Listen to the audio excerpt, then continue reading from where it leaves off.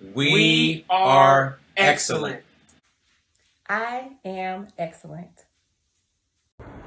I am excellent. We are excellent. I am excellent.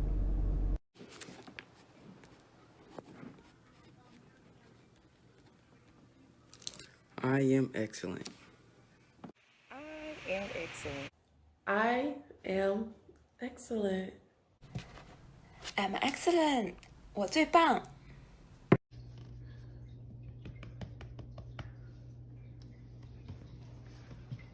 We are excellent. We are excellent.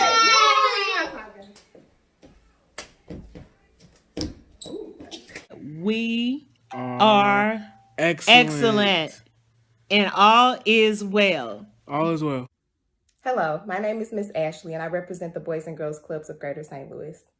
As a society, we are facing some very challenging times, but the Boys and Girls Clubs of Greater St. Louis remain committed to promoting excellence among our members, our parents, our guardians, our families, and friends. We're introducing to you a series of videos to help you cope with these very difficult times that we all are experiencing. Remember to stay excellent, and we hope you enjoy. Thank you for tuning in to watch our series on how you can cope during COVID-19. This time has been very difficult for us all, and some have been experiencing negative thoughts. If you or someone you know is struggling, trained counselors are ready to listen and help. You can reach them by calling the number on the screen or visiting their website. Also, if you have any questions about these videos that you're about to watch, you can email the email address on the screen. What's up, Boys and Girls Club of Greater St. Louis? My name is Kevin. I'm a social work intern at the Teen Center of Excellence, and I want to thank you all for tuning in today for my virtual program all about mindfulness. Now, we are doing a lot of programs at the Boys and Girls Club because we're stuck inside because of this pandemic right now. And with that pandemic comes a lot of different feelings, right? So there's a lot of feelings of loss about things that we missed from before. Some of us might be grieving the loss of a relative because of the virus, which is really, really upsetting. And in general, we're all just kind of trying to adjust to this new lifestyle that has us all stuck inside. We're not really able to see each other these days. So mindfulness is probably a word you've been heard tossed around, along with things like maybe wellness or self-care. There's a lot of sort of techniques and methods that we can use to be taking care of ourselves during these difficult times. But I want to spend a little bit of time really defining what mindfulness is, because it's a word that we often confuse with certain other things. And sometimes we just assume that like meditation is what we need to feel better, but we don't always understand exactly what we're meditating for or what we're trying to accomplish by meditating. So we're going to talk a little about that today, and then we'll have a fun little activity involving a little snack. So be thinking about what you're hungry for right now, because we're gonna get a little food involved a little later on in this video. I want to start by acknowledging some of the source material for this video. I've been watching a number of resources from the Center for Adolescent Studies. It's based out of Oakland, California. And a lot of their material features a gentleman named Sam Himmelstein, who's worked a lot with teenagers and has a really cool perspective on what mindfulness can really accomplish for that population. So I'm hoping that you guys find this useful. And if you want to learn more, you can always check out the Center for Adolescent Studies, where I got a lot of this material from. Now, the first thing to keep in mind is that when we talk about mindfulness, we're not talking about the same thing as like relaxation or concentration.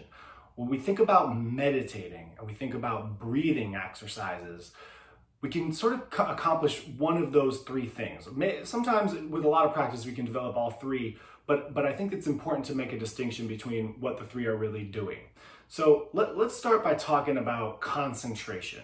You've maybe heard some sort of meditation techniques that ask you to do deep breathing, but really focus your mental energy on like a source of your breathing. So I'll ask you to sort of breathe in,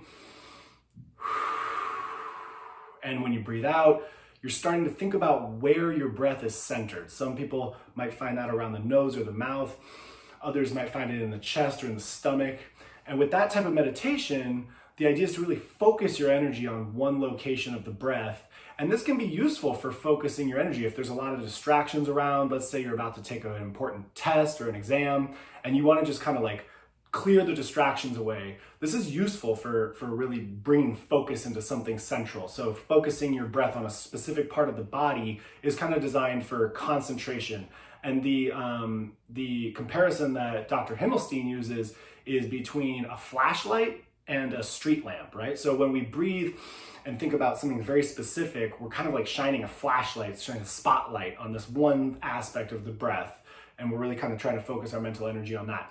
But with mindfulness, it's going to be more similar to a street lamp, which is like a bulb that kind of illuminates all the surroundings, right? So it's not necessarily about focusing our concentrated energy on one specific thing. It's a little more broad than that. The second thing that we want to distinguish mindfulness from is relaxation and calmness, which meditation can also accomplish. And so sometimes you'll hear about something like box breathing or breath exercises that involve counting. So that maybe they'll ask you to breathe in for 4 counts and breathe out for 8. We can try that right now. We'll see if it makes us feel a little calmer. Well, let's do it like 2 or 3 times and we'll see if it helps us feel calm. So we're going to breathe in for 4 and out for 8 seconds.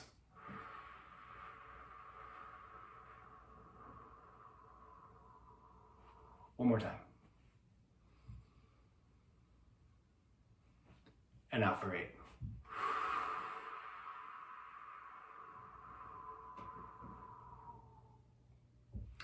This type of breathing can be really, really useful in moments when we're stressed out or feeling anxious. Can be really, really functional to calm us down and bring back some groundedness to our surroundings.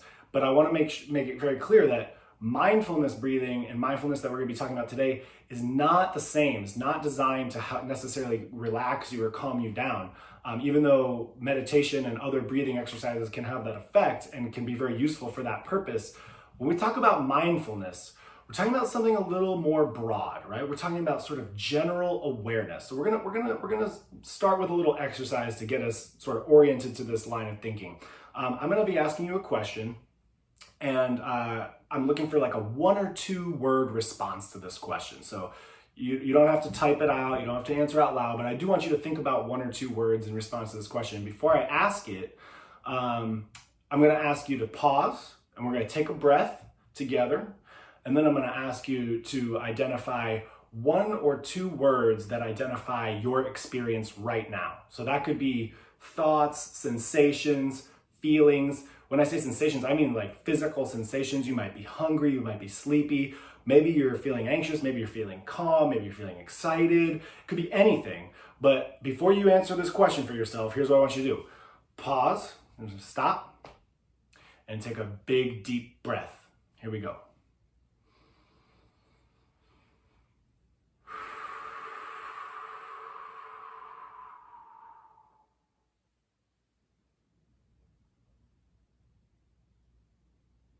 Think about those 1 or 2 words that you're feeling or experiencing right now. For me, I'm feeling a little antsy. It's kind of nice outside today. I kind of want to get out there. I'm feeling cooped up inside. And I'm also feeling a little uncertain, right? So I feel a little uncertainty about the future, when we're going to be able to get back to normal. So those are kind of like the 2 things I'm sitting with right now. But for you, it really could be anything. And the point of mindfulness is to really acknowledge what those things might be. It could be good, it could be bad. The important thing is that we're identifying what they are. And I want you to think now about, why did we take that breath? Why did we stop and take a big breath before answering this question? There's actually sort of 3 different reasons why we took that breath. I want you to think about why that might have been beneficial before we thought about our current sort of feelings and sensations. And I bet you're thinking of at least 1 or 2 of these 3 things. The first thing is that it forces you to kind of pause, right? It takes a little bit of time. You have to sort of stop, and that gives you a little bit more time to really sit with your feelings and think about what you want to say about them, right? I should have mentioned before, we want to try to avoid using very broad, generic words like I'm feeling good or I'm feeling fine. we're really trying to identify more specific feelings than that. So sometimes to do that, we need just a little bit more time to think about what exactly it is that we're feeling or experiencing. So that's one reason we take the breath. Second reason we take the breath is that it actually calms you down physically, right? So by relaxing the rest of your body, you're actually able to focus a little more with the mind on what you might be experiencing. So even though like maybe my leg is shaking or like maybe my arm is sore, by breathing, you're kind of relaxing those things and you're not thinking about those as much. Your body has a little more energy to give to your mind to think about what it is that you're experiencing.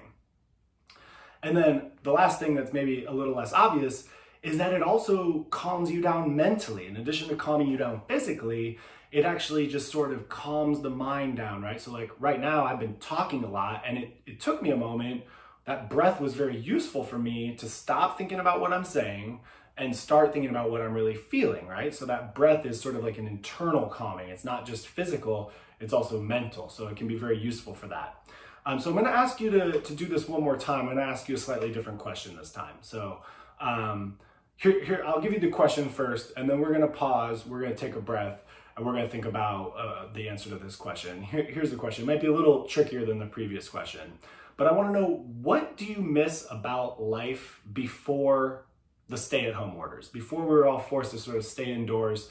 What do you miss right now the most about what life was like before all that? Before you think about your answer, we're gonna stop, we're gonna take a breath, and then maybe we can sort of think about it to ourselves, and I'll maybe share what I'm thinking, but I don't actually know yet. I need to take this moment and take a breath. Here we go. We're gonna pause, get comfortable, and then we're gonna take a nice big breath. Here we go.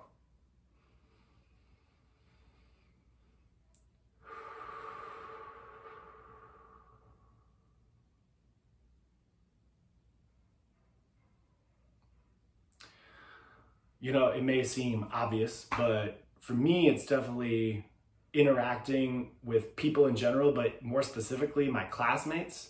I was in school when I was working with you all at the Boys and Girls Club in classrooms, and since then, we've been sort of stuck on these video conferences. And I do get to see some faces on the video conferences when we're in class, but what I really miss is just sort of that like organic exchange of interactions and ideas between other classmates. I miss seeing coworkers and certain other friends and family as well. But one thing that really came to mind in that moment for me was missing my classmates at school. So that's something I was sort of sitting with during that pause, during that breath. So I hope that was useful for you. Another useful comparison that I heard Dr. Himmelstein use to describe mindfulness is this idea of a bone. Now we're gonna picture this pen right here as a bone, and we're gonna pretend that I have a dog over here, right? So this is my dog over here. Maybe you guys have a dog at home, maybe you have a real bone. I want you to think about what happens if I have a dog right here, and I take this bone and I throw it over there, right? If I throw this bone in this direction, what's the dog gonna do?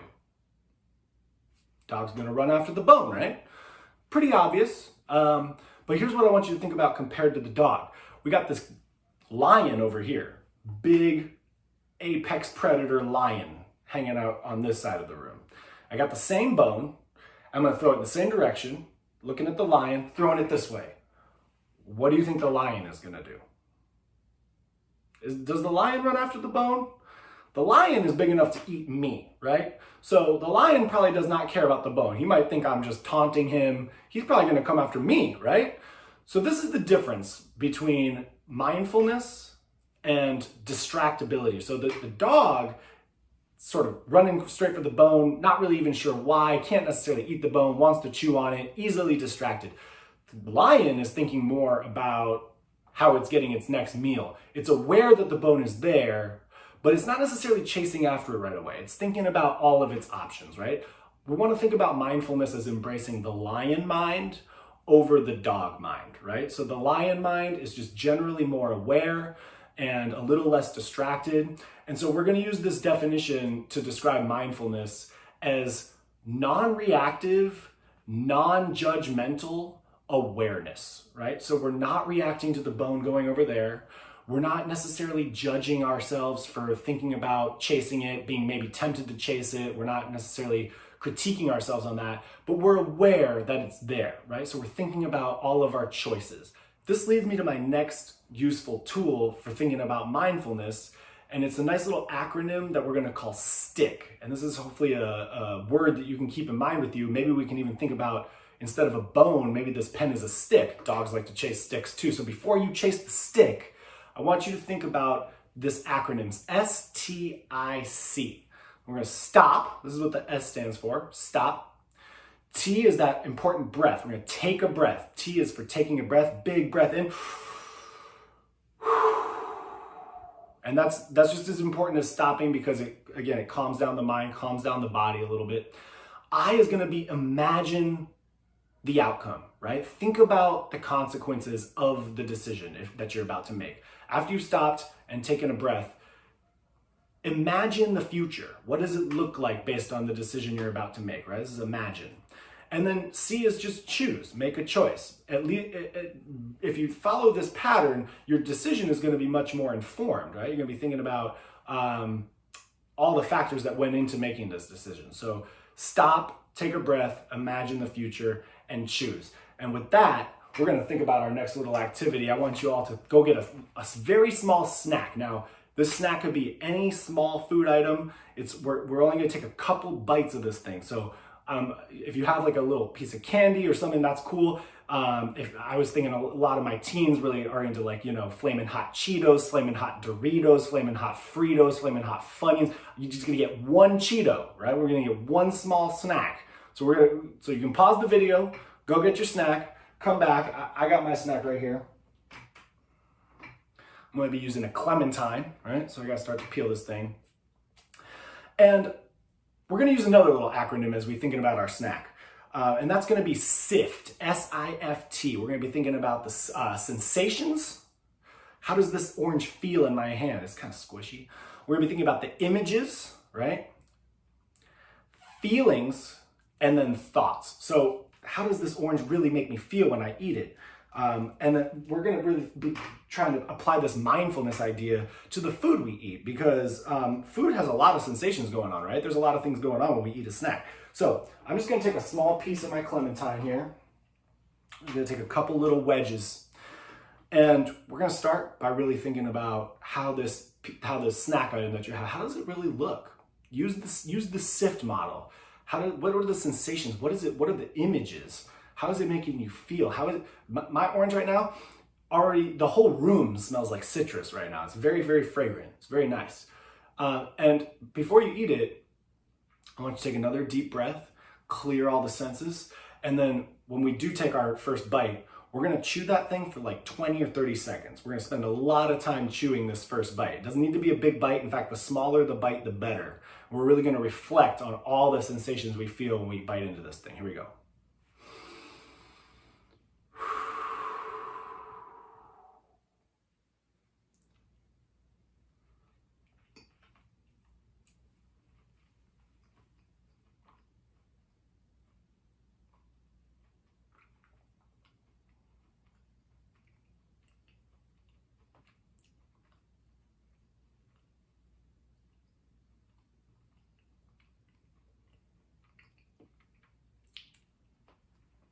I want you to swallow that bite, and then I want you to take another bite for another 20 or 30 seconds. And this time, I want you to notice if there's anything different about this next bite. Here we go.